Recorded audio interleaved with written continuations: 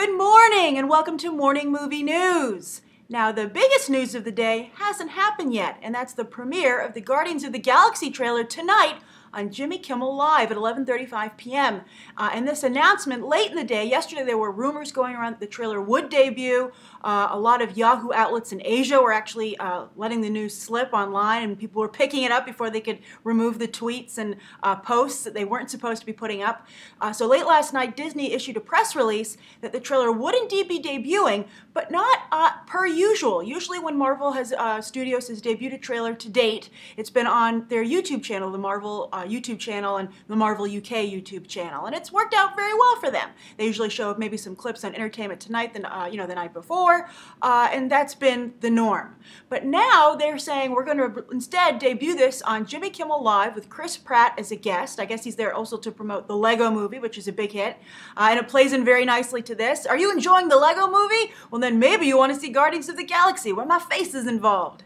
So that's kind of, I think, the hook that Chris Pratt is going for. But then Jimmy Kimmel went so far the show to announce that not only would it be debuting on their show at 11:35 p.m. at night, a very unusual time for a trailer to debut, by the way, 10:35 p.m. Central, if you're in the middle of the country and you don't want to miss this. But then the trailer will go up online on YouTube, on Jimmy Kimmel's YouTube page, exclusively for 24 hours. So that means no one else can post it, or Disney will come after you with a vengeance. So I will be reviewing it this evening, but I obviously won't be able to post the actual trailer, but I'll put a link where you can find it. And now anyway, you can find it on Jimmy Kimmel's YouTube page after his show ends. So that's like 12:35 a.m. Now, Jimmy Kimmel's YouTube page has done a very good job of getting, subscribers and viewership anyway, because I think Jimmy Kimmel, say what you will about his monologue or his interviews, I think where he really excels are his sketches, like his Handsome Man Club, the fake trailers he's put together a few times, for the Oscars and such. I think he's pretty inventive and does a pretty good job. When Craig Ferguson does it, and even, I'm sorry to say, Jimmy Fallon, sometimes it seems a little low rent, like someone's like, I only do sketch work. I don't do monologues. We gotta find a way to make it work. That's how those comedians come across, I feel. But I feel Kimmel's sketches are almost SNL level quality, or sometimes even funnier. So his YouTube channel hasn't needed that much help. So why are they doing this? Why are they directing so much traffic towards Kimmel? Well, word is, and I think it seems fairly obvious actually, but it's not. Even though we might pick up on it, the trades actually picked up on it this morning. So I think it makes Jimmy Kimmel maybe look good or bad, but basically he's preparing for the arrival of another Jimmy Fallon.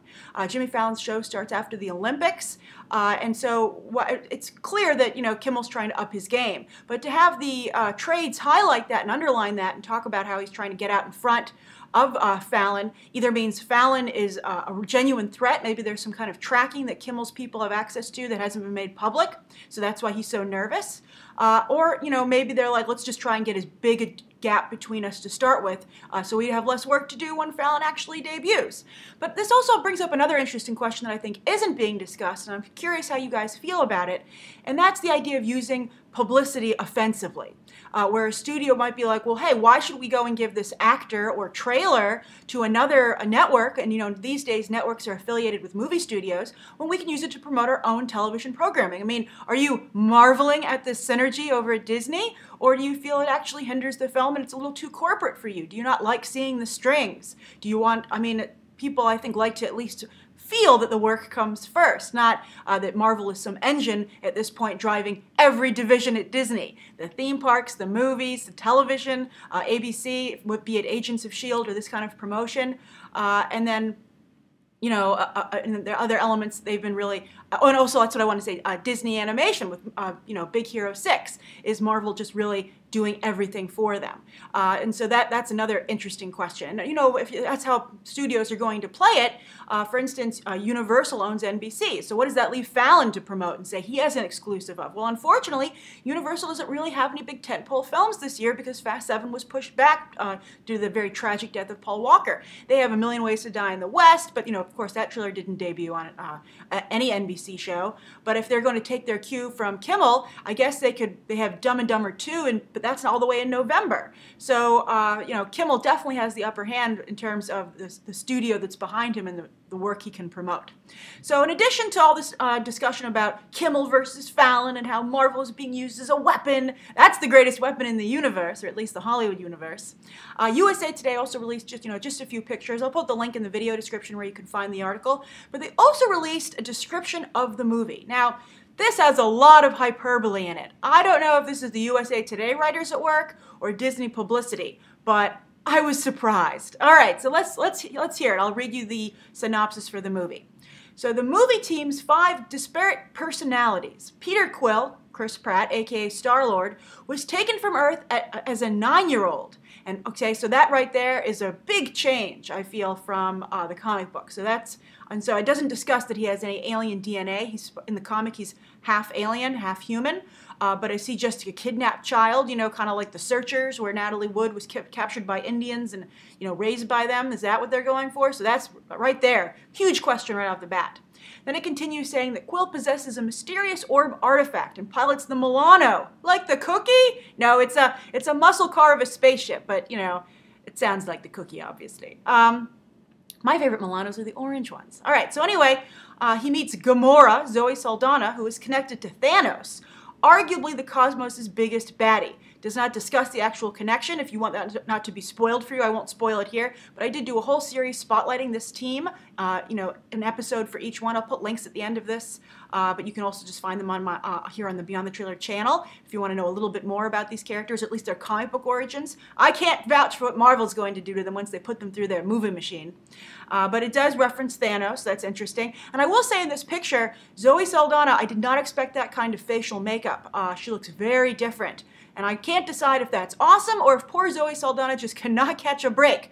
First, she's just a computer avatar, literally in Avatar, and now she has a considerable amount of facial restructuring done to play Gamora. Interesting choice. She's not made up also to look particularly sexy, which I think is cool. She looks actually a little scary. So that's a very, very interesting and risky choice. But anyway, let's move on. Drax the Destroyer, Dave Bautista, is a muscular dude you don't want to upset. I didn't add dude. That's in the article. And then it says, and then there are the aliens, first of all, both Gamora and Drax are also aliens, or, Drax is now an alien. So, but anyway, USA Today really wants you to understand that Rocket Raccoon and Groot are aliens. And they say they're computer-generated characters voiced by Bradley Cooper and Vin Diesel, respectively, who are best pals and potentially the biggest thing to happen to pop culture since Chewbacca. Again, I did not add that. That is their comment. And it makes you wonder, did Disney purchase Star Wars so they could just reference it for publicity purposes? I mean, if I were Chewbacca, I'd be like, whoa, the studio just, hung me out to dry. They just wanted to buy my reputation. They have no interest in building my career. I mean, I just think that to reference a material, and I guess they can do it because I said as they own it, but, and also, you can't say something's going to become as popular as Chewbacca. You have to wait for it to actually happen. That almost is like a jinx. So I think those are some bold words. But wait, the plot continues, the plot synopsis. It says, their stories converge in the space prison kiln. Like a clay kiln? Okay, anyway, I'm in a punchy mood this morning. Okay, so after the characters break out, they venture to nowhere with a K, the severed head of a celestial being that serves as a hangout for aliens. That's kind of cool, but I hope it's just whittled down to the bone at this point. Or, that would be really disgusting and unhealthy. And it says, and visit the weird menagerie of the Collector, played by Benicio del Toro. That's who we met at the after credits or mid-credits sequence in Thor: The Dark World, delivering a very odd Liberace-esque performance. So that's what's going to happen there. And they said they also have to avoid 2 villains, Ronan, Lee Pace, and Nebula, Karen Gillan, who are in hot pursuit of Quill's orb, which has the power to destroy the galaxy. This will be interesting. I'm very curious to see how this trailer comes out this evening. The pictures, again, were a total out of left field. Nothing in this movie seems to mesh so far. The color palette was the most muted I've seen for Marvel to date. I thought that was a very interesting choice. And it had a lot, I had expected Star Wars meets Indiana Jones, which seems like the obvious kind of pitch for this. But then I thought with the set design, at least of the interior of the spaceship, it reminded me a little bit of Alien, actually. So I thought that was a really interesting choice. But who knows what we're going to get tonight. But the good news is we don't have to wait much longer to get our first real look at Guardians of the Galaxy. All right, so that's the first story of the day. The second story of the day is about Noah versus Son of God. Now, Hollywood, this is a big year for religious movies for them. They have Noah coming out, obviously. Son of God comes out next week. The weekend. A week from Friday, Son of God comes out. My schedule's a little off in my mind because I'm going away on vacation tomorrow. But Son of God comes out. And then, of course, we also have Exodus, starring Christian Bale, directed by Ridley Scott in December. So you have all these religious movies. And, of course, Noah has really been making a lot of headlines because, much to Paramount's annoyance, Aronofsky has made a movie that seems to rub every religious faction and atheists the wrong way. So they've been fighting a lot over that because religious groups, movie-going groups, are very lucrative. If you can get the religious community to support your movie, you are going to do surprisingly well. And it's very interesting to be discussing all this in the shadow of the Alone Yet Not Alone Best Original Song disqualification over at the Oscars, which the religious community is saying that was done because for anti-religious, anti-Christian reasoning for the Academy. I don't know how much weight there is to that, but still, this is a group you don't want to tick off, and Hollywood courts them very seriously. And they've been courting them very seriously for Son of God. Now, Fox is distributing Son of God, but they've spent very little money on the advertising. I will always think of this movie because they played the trailer in Spanish in front of Lone Survivor when I saw it, with no subtitles. I thought at first it was a Spanish movie. The movie itself, actually, though, is a recut of the Bible miniseries on the History Channel with some new footage worked in. So this is a movie that people have already seen part of, amazingly, and also seen it a number of times because the DVD of the Bible miniseries from the History Channel is the biggest selling miniseries on DVD ever. But people can't get enough of Mark Burnett and Roma Downey's version of Jesus, and it's very interesting because they have the Sunday school version. He's played by a former model. Versus Aronofsky, who's really trying to have more artistic credibility here instead of, I guess, religious credibility, or religious establishment credibility. Who's to say what really happened, obviously? So that's really, you're seeing two styles, and what the importance is to the filmmakers going head to head here. But I think that Noah, it looks like, is going to lose because it came out news late last week that Son of God has incredible religious support. They are having Thursday night box office has become very important to movies. It gets a lot of headlines. You really want everybody to wake up Friday morning saying how much that the movie has made a significant amount on Thursday night. It turns heads in the industry. It turns audience heads, in the public, and they think maybe we should go. So what's happening is that numerous religious groups are doing something they're calling theater takeovers, and they're buying out theaters on Thursday night for Son of God. For instance, the example is they give that's been given is Crossroads Church in Cincinnati is bringing thousands of people to their local theaters to watch Son of God simultaneously on 13 screens, and they've boasted that they've totally bought it out, and that if you want to see Son of God on that Thursday night in that area, you have to see it with their church. Or you won't be able to get in. That's not very, I don't think that seems very Christian to me. I don't think Jesus would have been like, haha, denied, we totally took everything over. But anyway, they really want to support this movie. And also Rick Warren, who's a very influential figure in the Christian community here in the United States, has gone around saying that this is the best Jesus movie he's ever seen. Now, I find that very surprising. Just personally, I do believe in God. I'm not a particularly religious person in terms of organizations, though. So I feel a little bit out of my comfort zone commenting on this because it's so important to so many people. But I will say that, The Passion of the Christ by Mel Gibson is, I think, one of the most powerful films I've ever seen, one of the most powerful movie-going experiences I've ever seen. And I have a hard time believing anybody could match the power of that film. That really, for once, made you understand the emotional toll and price that Jesus paid.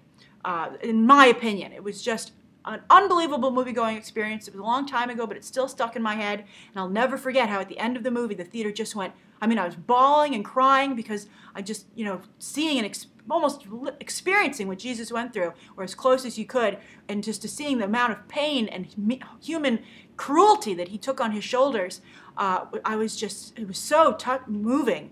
And then when he was resurrected at the end of the movie, spoiler alert, I'm sorry, if you haven't read the Bible by now, I can't help you, the crowd just leapt to its feet and went crazy. And it was in a big movie theater here in New York City that held thousands of people. So I would expect going to see this movie with thousands would be really interesting. But I don't understand, despite its excellent intentions, how this movie, Son of God, could possibly compete in that regard with The Passion of the Christ. But they're going to try, and they very likely could beat that movie's box office if this kind of strong support continues, although The Passion of the Christ has excellent box office. All right, so that's the second story of the day. The third story of the day is about Tom Hardy. Now, I don't really understand what Tom Hardy's doing with his career. He's really making some interesting, and that I'm going to be nice about it, interesting moves. He, of course, is starring in this independent film Locke, which was at Sundance. Their trailer just debuted. I'm going to review it later today. And that is directed by a gentleman named Stephen Knight. He wrote and directed Locke, but he also happens to be the creator of a show over on the BBC called Peaky Blinders, which is tougher than it sounds. It's about British gangsters, and this group was infamous for sewing razor blades into their caps, like their newsboy caps. So it's like Newsies crossed with Boardwalk Empire, I guess. And it already stars, I always pronounce his name right, Cillian Murphy. Let's see if I got it right today. Stars Cillian Murphy. It's already had one season, and Tom Hardy was announced as coming on board for season 2. Now, I'm surprised that Tom Hardy, who played Bane, is really at a point in his career where he feels he needs to go to television. Now, he probably is doing Stephen Knight a favor, but nobody is just doing a completely altruistic favor. I think he probably wants to, I think maybe he feels he needs to reestablish himself more as an artiste after, I think Bane was a very showy role that just didn't materialize. I know some of you will disagree with me there, but I really don't think it's what Tom Hardy expected the role to do for his career. I don't think Bane is anywhere near memorable the villain that you have with Heath Ledger, obviously. And not just because Heath Ledger passed away, I think Heath Ledger's performance was just more iconic and took more risks. But anyway, will we here in the US ever get to see Peaky Blinders? Well, just in November of 2013, the Weinstein Company purchased the US TV rights and the video on demand rights for the first 3 seasons. So obviously, who knows if Tom Hardy will stick around for the 3rd season. It's one of these small prestige miniseries. There's only about 6 or 7 episodes a season, kind of like Sherlock. But I just feel that Tom Hardy had already graduated to feature films, whereas Benedict Cumberbatch made his name on BBC television and then started to move up to movies afterwards. So I don't know. It seems like a step back to me for Hardy. And I'm trying to figure out what his goal here is. I mean, he has some interesting projects. He's supposed to be attached to Splinter Cell, I believe, for the Tom Clancy novel. But I guess that maybe the offers aren't pouring in like he would have liked after his role as Bane.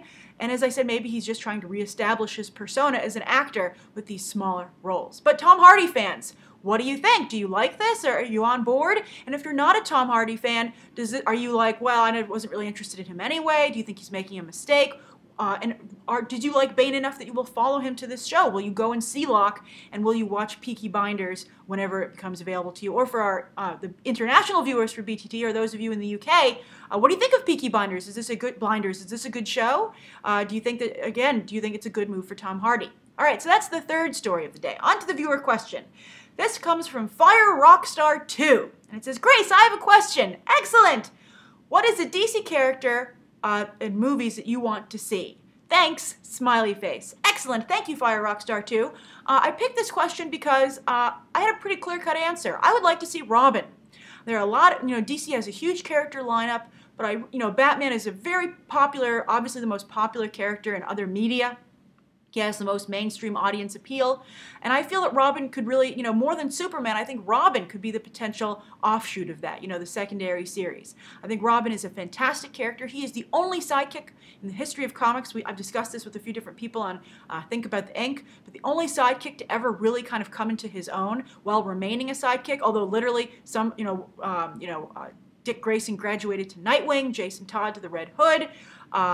Tim Drake is kind of like Red Robin now, and of course then they made way for Damian Wayne. And of course there's the very, iconic Jason Todd, what happened to him before, he was resurrected and everything like that. They brought him back. But there are 4 Robins to date. I think they're all very unique personalities. Peter Tomasi continues to be the author who understands them and their differences the best.